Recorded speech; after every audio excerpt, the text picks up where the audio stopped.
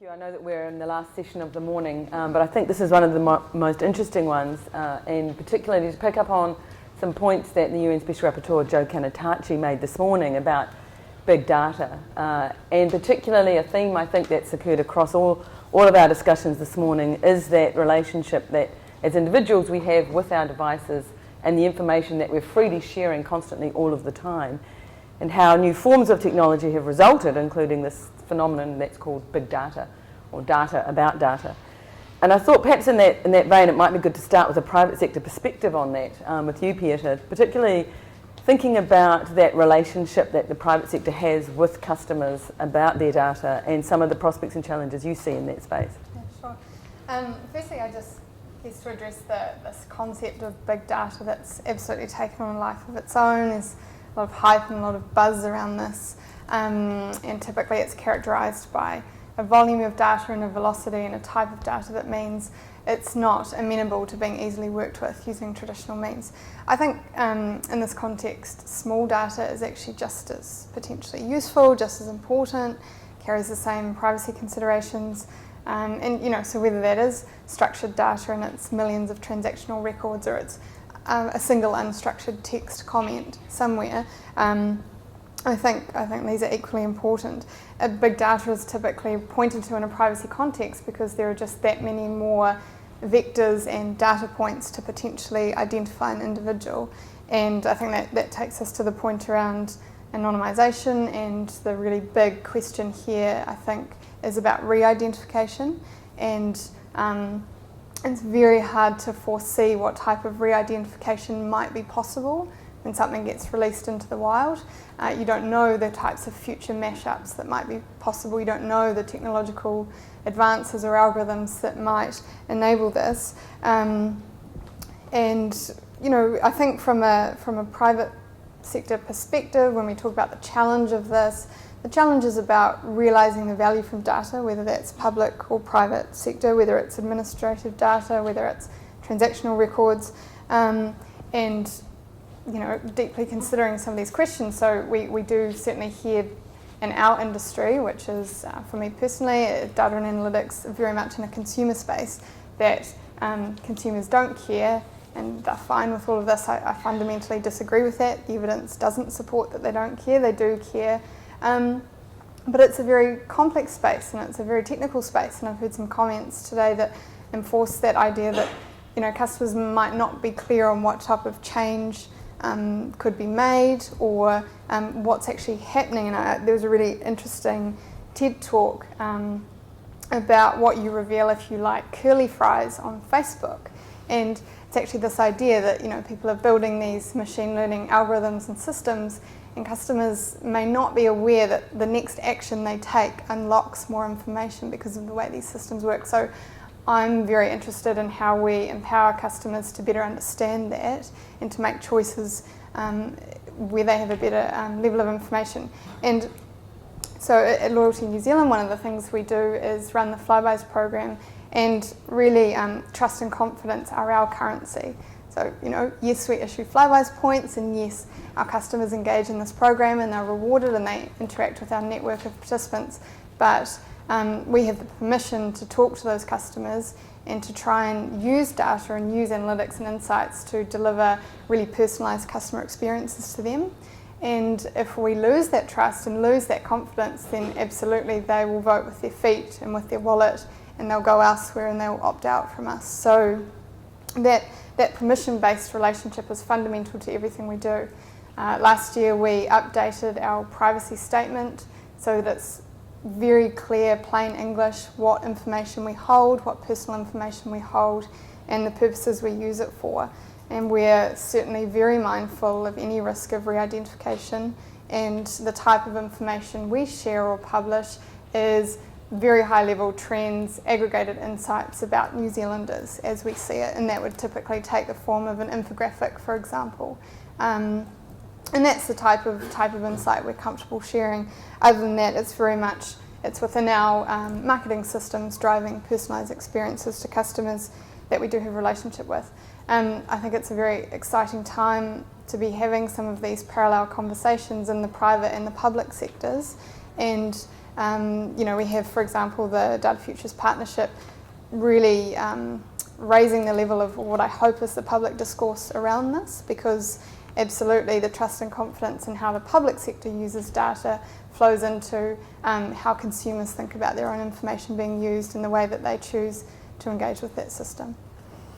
Well, thanks, Pieta. I mean, you've raised some interesting issues there, both around trust and confidence, and also around the issue of anonymity and de-identification or re-identification, where so-called anonymised data somehow is able to be repackaged or reconstructed so that anonymity is unmasked. Rhema, I think those are probably some issues that you face also in terms of the research work and the work that you do, particularly around trust and confidence. And I wonder if you want to comment perhaps on some of the issues that you see around research use and also perhaps around where information gathered to one purpose might be used for another in your work. Sure, thank you. So we, in the centre, we use a lot of linked administrative data, which is where you get data from different government agencies due to interactions that citizens have with the government agencies, and you can link them basically in the US, for example, using social security number, first name, last name, birth date. And then we have the data given to us with the names and social security numbers stripped in the from US data, or we might get it from New Zealand through the integrated data infrastructure. And as researchers, we use that anonymized data a lot, which is we use it for studies, and we have found it incredibly valuable. In the last 12 months, for example, we've used our New Zealand data to show that, for example, our home visiting program makes a difference by following children anonymized who received home visiting programs, comparing it to children who didn't, and finding that the children who did died less, had less mortality, had better immunization, had better early childhood education outcomes. We would not have been able to do this if we didn't have this data all linked up. So we've shown big impacts on, and we are doing social works in school, teen parent units, so we're trying to understand how our service interactions with our vulnerable families are making a difference. That's great, that's research, it's done in the lab in a kind of an anonymized thing. But the problem for researchers is when we see this data, we also see how rich and powerful it is. We see children who have incredibly high rates of adverse events in their history that would point anyone to say that this child is at risk of abuse or neglect or even fatality or critical near fatality. And when you follow this data, you can see a call coming in about the child. We see this anonymously, and you can see the call being ignored. So as researchers, what we realized is, we can do our research study on anonymized data, we can walk away with publications, but we need to put that linked up data in the hands of that person who was saying on the phone when an allegation of abuse or neglect came in, there's no problem, we're going to screen this child out. So that's what led us to working with this linked data to see if we can implement frontline social work tools that will help frontline service workers, bring them this linked data that we're finding so valuable in our data labs. And that's where we really have a huge challenge between the privacy of the person, the family that the social worker is visiting, who doesn't want necessarily all their behavioral health, as they call in the US, or mental health service history linked up with their history of their own imprisonment or medical records. They don't want the prison records of men in the house revealed to the social worker. But the challenge is that we're also trying to protect a child in that household. And so what we're doing at the moment in Pittsburgh is, which is going to be, I think, the first in the world, is we are giving this data to frontline social workers. And we will be, but we realize how delicate this is. So we have an independent ethical evaluation done by colleagues at Auckland and Berkeley. We have an evaluation over 12 months of this program by colleagues at Stanford. We have a very strict, very high level of ethical overview of what we're doing. And so, but I think the problem for anonymized data is anonymized data is all good and well and good, but when it comes to making a difference, it's the frontline people who have to have the power of the data.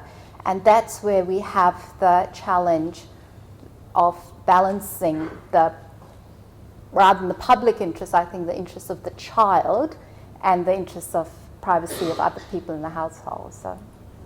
Thanks, Rhema, and we might come back and talk a little bit more about some of the initiatives around information sharing that have happened, particularly around vulnerable children in the last year. Some of those involved in that are here today. But I think, Liz, you've got an interesting perspective on that too, because as John signalled, as the holder of one of the largest data sets in the country, you must face this issue all the time of the question of access to and use of the IDI and other things. That's right, we do.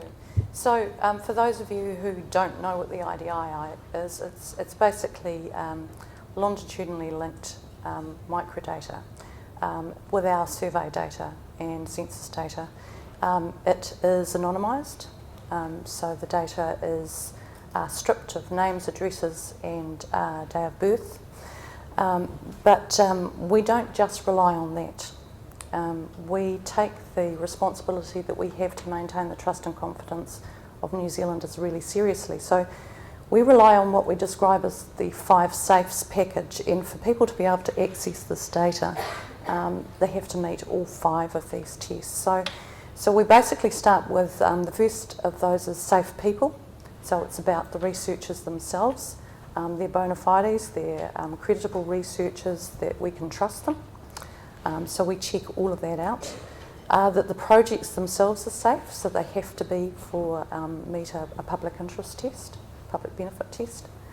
That the settings are safe, so the data is accessed only within a safe data lab environment.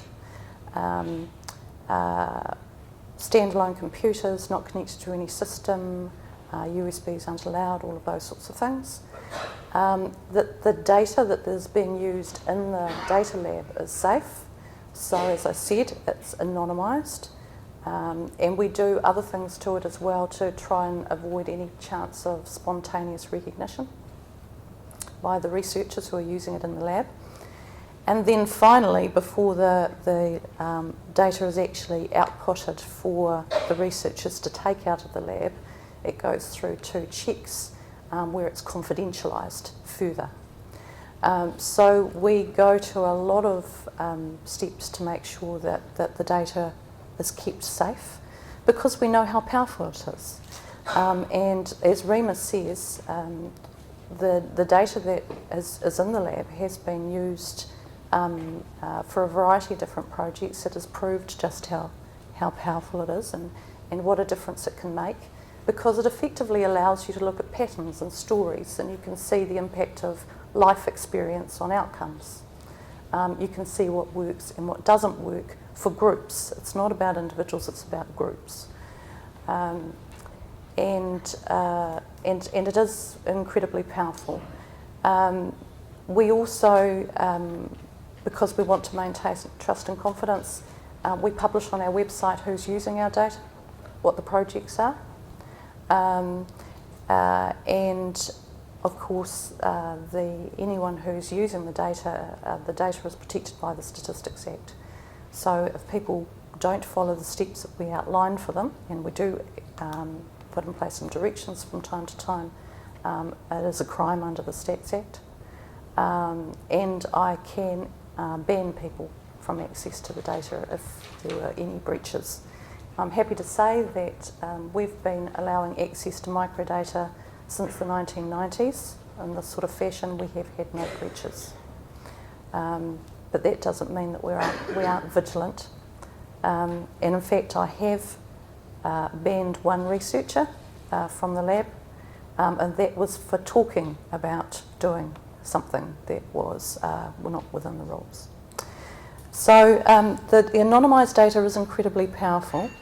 As Rhema says, it is about patterns, it is about groups, what we have found is that you can take that data and you can use the profiles that you get from it and then apply that to the operational data in a way that means that neither of those two data sets are touching each other, but it allows you to see what is working at that level. Perhaps this takes us into discussing issues associated with information sharing about the non-anonymised data and what's going on there. Yes, thanks Liz, and perhaps before we open up to the audience for questions, I think one common thread that's running through each of your inputs really is that in addition to the legal and regulatory frameworks that there are for the treatment of data, there's also this strong ethical element as well, both in a research sense and I think even for the private sector too.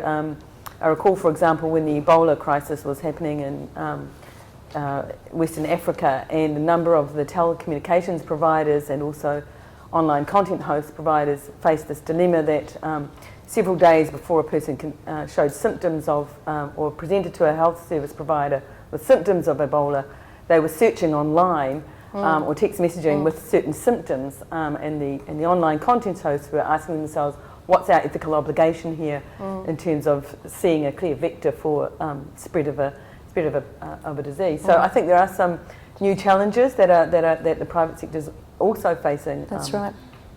In that area. I don't know if you want to comment on that, Pieta. Yeah, absolutely. I guess we do sit across these two questions that I think Liz and Rhema have been touching on, in that there's the more population research on an anonymised data set, and absolutely that's the type of analytics that we also undertake. So we want to understand purchasing patterns and customer behaviours and product dynamics, for example, and then we take that learning, that statistical model, and we apply it to the individual data to take the operational action, which might be sending an email with a special offer on a particular product of interest. So certainly we do sit across the population research and the operational decision, which I think is the challenge where the real value lies. Good. Well, we have a little bit of time. Shall we just open up for questions?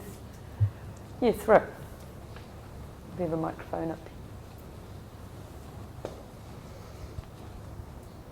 It's great that we have people from government, academia and commercial on the panel.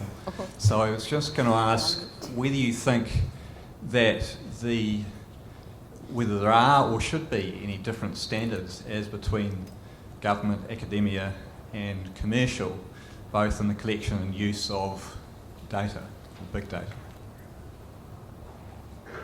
So I guess, our work, as I said, we have a huge ethical overlay. We commission ethical reports, and the ethicists are sort of walking with us. And I always say, and I'm sorry, Pieta, if you're going to contradict me, I always start the story by saying, with machine learning and predictive analytics, and so in private sector, it's being done all the time, and it's fine because you voluntarily given your data and subject yourself to this machine learning algorithm. In government, you haven't. You went to prison, you came home, and suddenly that data is following you around when you go into a household, and the social worker knows about it. So that's how I sort of start the story and say, therefore, in the second thing, we need a much stronger ethical overview and a continued ethical overview. But I don't know. Maybe you discipline. No, I mean, I guess in the public sector, often the magnitude or the impact of the decision you make is much greater, and I agree that there's a very high level of ethical consideration needed when any of these, for example, predictive risk modelling on children, when those are carried out. Slightly different in our arena, I guess we also have commercial terms and conditions that are very clear with our customers, but at the same time, we're certainly not going to just apply every possible machine learning algorithm and form every prediction and take some action on the basis of that. We certainly apply our own lens in the context of the relationship that we believe the customer has with us and what they would expect and what they would be comfortable with. Liz, do you want to comment on that? Well, there may be some other questions that are coming our way, but my view is that we need to be thinking about use, and we need to be thinking about what the individuals were were expecting that was going to be done with the data that they were releasing.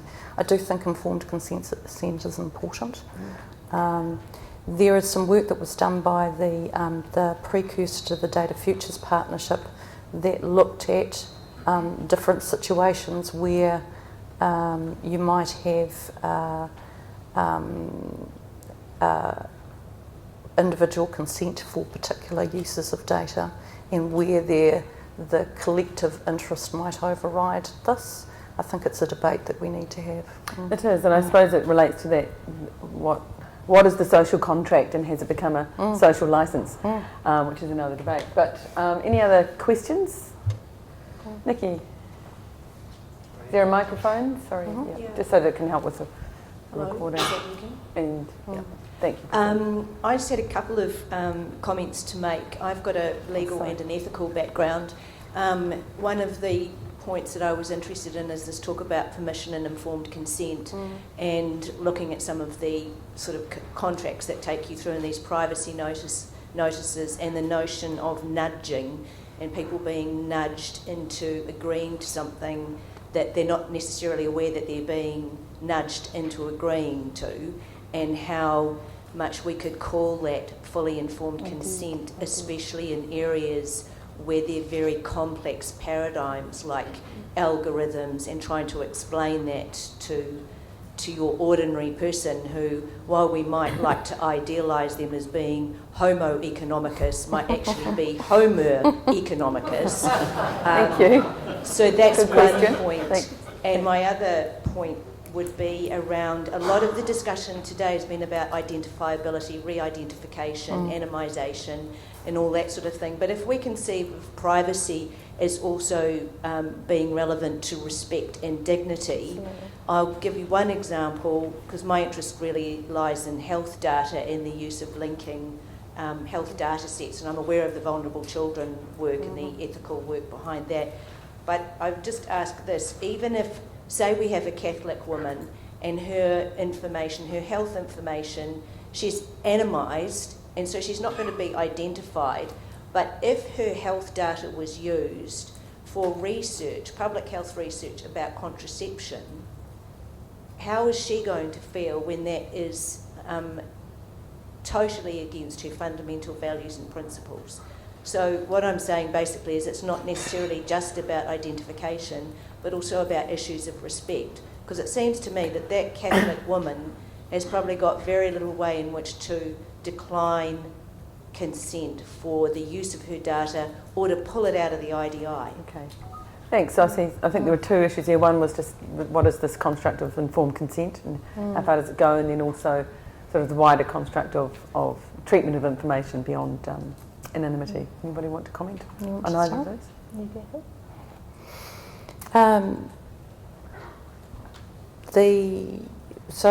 In terms of trust and respect, and whether somebody wanted to pull their data out of the IDI, one of the things that we are at the moment, we don't tend to have people coming and asking for their data to be removed. We have, on the odd occasion, had people come and ask us for data about themselves, and we were in a position to be able to find it. We have done that. You will be aware, however, that in cases where the data has been anonymised, it is difficult to do that. But we have done that on occasion, and we don't often get that request. I anticipate that at least part of that is because of the trust and confidence that has built up in Statistics New Zealand by the public of New Zealand, that we will do everything we possibly can to keep things safe, and also that fundamentally the reason why we exist is to be able to add value to New Zealand. One of the reasons why statistics is called statistics is in its origins, it's information about the state and how the state is performing, and from that perspective it's actually fundamental to democracy that people understand what's going on so that they can actually comment. Yes, Yeah. I'm just a bit conscious of time. I think I had Nikki here and then Russell over there. Your shot? Exactly. Yes. I've got a question for you, Pieta. That's how you say that? That's right. Yes. Yep. It's about the same question of informed consent. And my impression has been that with fire-buyers, many people imagine that terms and conditions mean that if they buy enough stuff at the supermarket, they'll get something for free, and that's probably roughly the extent of their knowledge.